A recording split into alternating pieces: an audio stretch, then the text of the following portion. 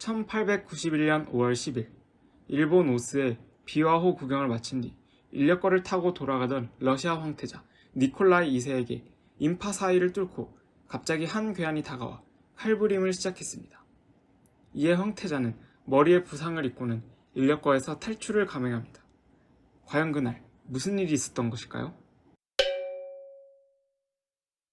페트르 대제가 1697년 대규모 사절단을 꾸려 서유럽을 순방한 이래로 러시아 황실은 황실 자제들의 외교적 활동을 위한 교육의 일환으로 외국을 방문하는 것을 매우 중요하게 생각했습니다.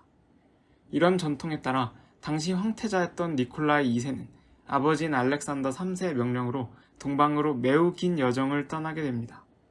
1890년 10월 니콜라이 2세는 러시아 가치나에서 출발해 오스트리아 비엔나, 이탈리아 트리에스테, 그리스 피레스에 도착했고 거기서 친척인 그리스와 덴마크의 왕자인 조지 왕자가 합류하였습니다. 이후 그들은 이집트 포트사이드에서 수에즈 운하를 거쳐 아라비아 아덴, 인도 bom베이, 스리랑카 콜롬보, 싱가포르, 자바, 시암 방콕, 중국 한커우를 거쳐 1891년 4월 27일 마침내 일본 나가사키에 도착했습니다. 그 시기 일본은 메이지 천황이 즉위하고 1889년에는 제국 헌법을 공표하며 근대화를 착실히 이루어가고 있는 상황이었습니다. 하지만 그들은 아직 유럽의 강력한 열강들과 싸움이 되지 않았고 막 성장하는 시기였습니다. 일본은 17세기 이후 본격적으로 동쪽으로 진출하던 러시아와 결국 사할린에서 만나게 되었고 섬에 대한 영유권 분쟁 끝에 결국 일본은 1887년 상트페테르부르크 조약을 통해 러시아에게 사할린의 영유권을 양도하게 됩니다. 또한 러시아는 당시 시베리아 횡단철도를 건설 중에 있었고 이는 동아시아에서의 영향력을 넓히려는 의도가 명백했습니다. 이러한 일련의 사건들로 일본 국민들 가운데 러시아에 대한 분노가 생겨났습니다. 하지만 러시아는 영국, 프랑스, 독일 제국, 오스트리아 헝가리 제국과 함께 전 세계에서 가장 강한 국가 가운데 하나였기 때문에 메이지 황제는 그들의 방문이 매우 중요한 일이라고 생각하였고 황태자의 방문을 맞이하기 위해 엄청난 노력을 기울입니다. 나가사키에서 니콜라이는 국빈 환영을 받았습니다. 메이지 천황은 황실 가문에 아리스가와 노미야 다케이토 왕자를 보내 환영 파티를 열게 하였고 러시아 왕자가 일본에 머무르는 동안 동행하도록 했습니다. 니콜라이의 환영 파티는 엄청난 규모였습니다. 일본은 이미 니콜라이 황태자가 도시를 여행하는 동안 머무르는 장소에서 어떤 종류의 차나 케이크를 제공할지에 이르기까지 세부적으로 계획하였습니다. 니콜라이가 가는 곳마다 준비된 인파들이 환호하고 깃발을 흔들었다고 합니다. 그가 가는 곳마다 그의 안전을 책임지는 사복 경찰들이 따라다녔고 니콜라이가 어디서 무엇을 하고 가게에서 무엇을 구매했는지에 대해 경찰들은 상세히 상부에 보고하였습니다. 5월 4일 니콜라이는 관광을 시작하여 나가사키 지사가 제공한 일본 연회에 참석하고 일본 예술품들을 관람하고 신사를 구경하고 오른팔에 용 문신을 하는 등 다양한 활동을 했습니다. 5월 6일에 니콜라이 일행은 가고시마를 들렀고 5월 9일에는 고베에 도착하여 기차를 타고 교토로 떠났습니다.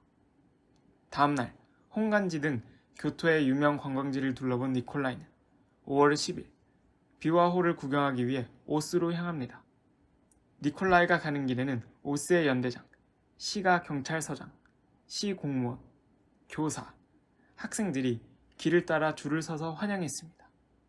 그렇게 호수를 구경하고 교토로 돌아가던 길, 니콜라이 일행은 인력거를 타고 좁은 길목을 지나고 있었습니다.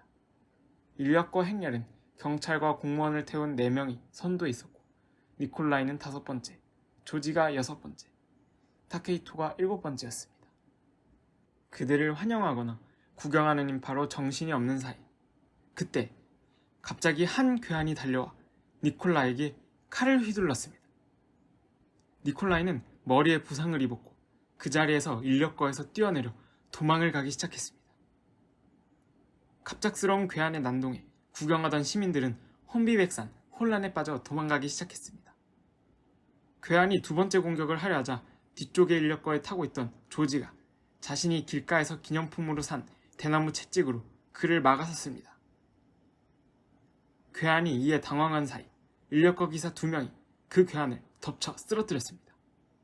칼이 바닥에 떨어졌고 경찰들은 칼을 빼앗아 괴한을 제압하였습니다.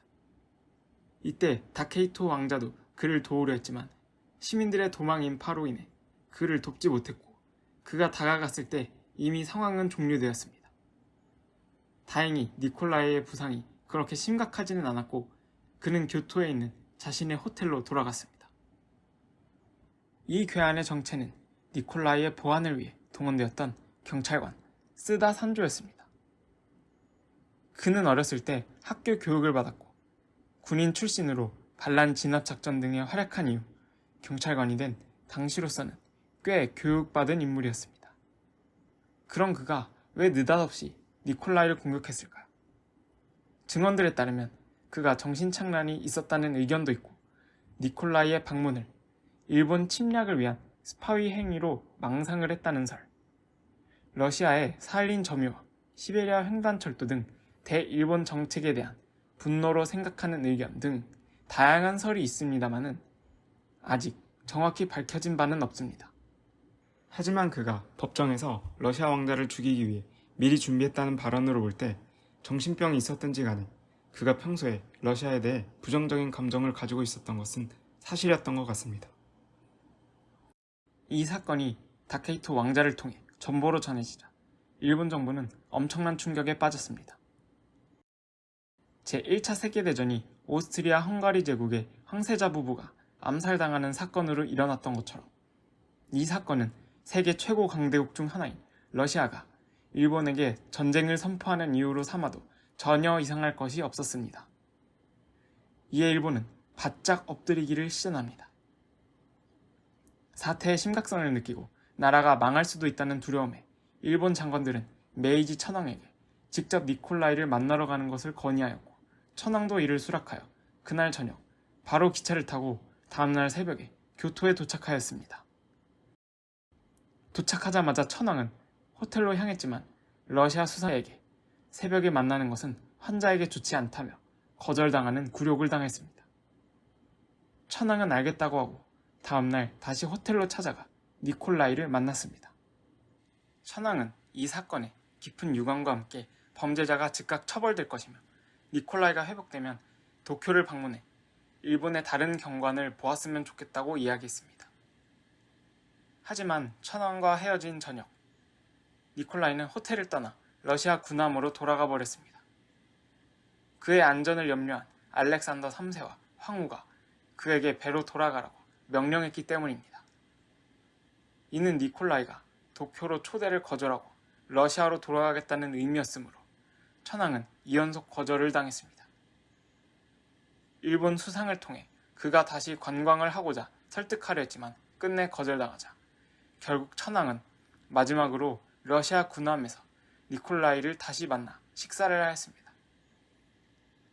니콜라이는 천황에게 사람들의 친절함과 천황의 배려에 감사하다고 하였고 그와 작별 인사를 했습니다. 천황은 러시아 군함이 가는 길에 호위함을 보내 그들을 에스코트하게 했습니다. 바짝 엎드리기는 정보뿐만이 아니었습니다. 이 사건이 신문을 통해 일본 국민들에게 알려지자 전국의 사람들이 니콜라이가 머물고 있는 군함으로 선물을 보냈고 너무 많아서 배가 선물로 침몰할 것 같다는 농담까지 있었습니다. 거기에 사건에 대한 일본 국민의 수치심과 안타까움을 전하는 무려 1만 개의 전보가 왕자에게 쏟아졌습니다. 일본의 극장, 휴양지, 쇼, 꽃전시회, 연회장, 학교, 은행, 증권거래소가 모두 니콜라이 2세에게 사죄한다는 의미로 하루에서 사흘 정도 문을 닫았습니다. 야마가타 현에 있는 한 마을에서는 사람들이 쓰다라는 성이나 산조라는 이름을 쓰는 것을 금지하는 법을 통과시키기도 했습니다. 한편 이 소식을 들은 하타케야마 유코라는 여성 재단사가 교토의 정부청사 앞에서 면도칼로 목을 그어 자살하는 사건이 있었습니다. 그녀의 품에 편지가 발견되었는데 그 편지에서는 가치 없지만 젊은 생명이 잘못에 대한 속죄로 주어진 것을 보고 천사님이 슬픔을 그치도록 청원하기를 기도합니다. 라고 써 있었습니다. 유코의 희생은 일본 국민들의 공감을 불러왔고 마케이 절에 그녀의 추모비가 세워졌으며 수천 명의 사람들이 그녀의 묘를 방문했다고 합니다. 이후 쓰다 산조는 재판을 받았고 일본 정부는 러시아의 분노를 풀어주기 위해 그가 사형당하기를 원하였습니다. 하지만 일본 형법에는 일본 황실의 살인 미수에 관해서만 사형이었던 관계로 재판부가 그에게 무기징역을 선고했습니다. 다행히 러시아는 일본 정부와 국민들의 태도를 보고 만족하였고 더 이상 일본의 잘못을 묻지 않았습니다. 쓰다 산조는 이후에 홋카이도 교도소에서 폐렴으로 사망하였습니다. 또한 쓰다 산조를 제압했던 인력거 기사 2명은 니콜라이 2세가 군함에 있을 때 초대를 받았고 해병의 환대와 함께 훈장과 2,500엔이라는 막대한 돈을 받았고 거기에 러시아 정부가 1,000엔의 연금까지 보장하였습니다. 이 인력거 기사들은 이후 일본 내에서도 국민 영웅으로 대접받았습니다. 하지만 13년 뒤 러일 전쟁으로 러시아에 대한 국민 감정이 매우 악화되자 그들은 전 국민에게 괴롭힘을 당하게 됩니다. 이 사건으로 니콜라이 2세가 일본에게 안 좋은 감정을 가졌고 이것이 러일 전쟁이 일어나는 데에 영향을 주었다는 주장도 있는데요. 이는 아직 논란의 여지가 있습니다. 오스 사건은 단순한 해프닝처럼 보이지만 이를 일본 군국주의의 서막을 잘 보여주는 사례라고 보는 시각도 존재합니다. 메이지 유신이 시작되고 총리로 군인 정신을 신봉하는 야마가타 아리토모가 부임하고 일본은 징병제와 의무교육을 실시했습니다. 일본 국민들은 군대에서는 군인 측 유를, 학교에서는 교육 측 어라는 것을 교육받았는데 이는 일본인은 천황을 위해 충성하고 애국심을 가지고 국가에 헌신해야 한다는 내용이었습니다. 이런 교육이 일본의 집단주의적인 문화와 결합되면서 한편으로는 쓰다 산조, 한편으로는 하타케야마 유코와 같은 극단적인 애국주의로 표출되었다는 것입니다. 어쩌면 이러한 극단적인 사건들은 50년 뒤 일본이 아시아 태평양 일대를 전쟁터로 만들고 국가에 헌신하고 복종한다는 사명으로 카미카제, 집단학살, 생체실험, 위안부 동원 등 온갖 끔찍한 일들을 일으킬 것을 경고하고 있었는지도 모릅니다. 그렇다면 이때와 100년도 넘게 지난 지금은 어떨까요? 동아시아에서 일본과 한국은 예전만큼은 아니지만 여전히 애국주의로 인해 크고 작은 사건들과 갈등이 벌어지고 있고 중국의 경우 그것을 광풍이라고 부를 정도로 애국주의가 심각한 방향으로 나아가고 있는 상황입니다. 이러한 지금의 현실에서 쓰다 산조와 하타케야마 유코의 사례로부터 우리는 어떤 의미를 찾아야 할까요? 이상 역사 주절이었습니다.